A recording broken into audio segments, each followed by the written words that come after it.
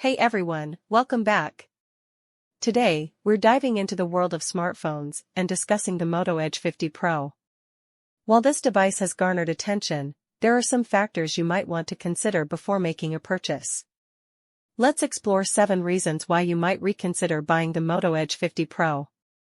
First up, let's talk about AI implementation. The Moto Edge 50 Pro boasts AI features, but some tech reviewers have found that these features may not deliver as promised.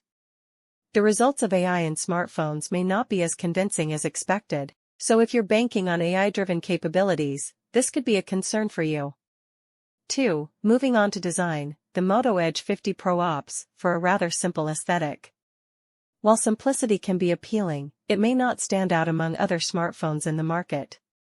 If you're looking for a device with a more eye-catching design, you might be disappointed with the Moto Edge 50 Pro. 3. The Moto Edge 50 Pro features a curved screen, which is a divisive feature among users.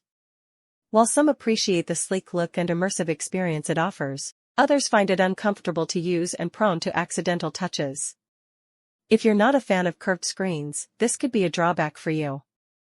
4. Motorola isn't known for its camera prowess, and the Moto Edge 50 Pro may not be an exception. Its camera systems often fall a step below those of other brands in terms of performance and image quality. If photography is a priority for you, you might want to consider other options.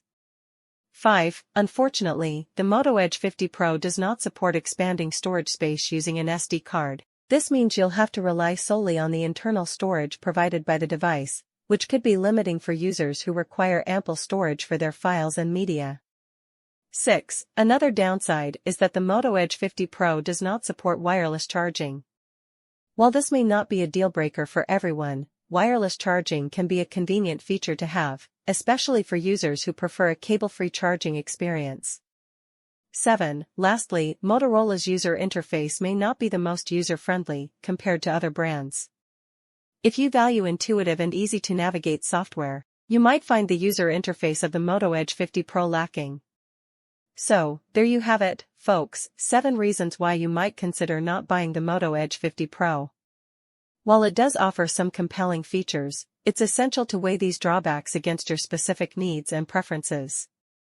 Thanks for watching, and be sure to subscribe for more tech reviews and discussions. See you in the next one. If you found this video helpful, don't forget to give it a thumbs up and share your thoughts in the comments below. And until next time, stay tuned.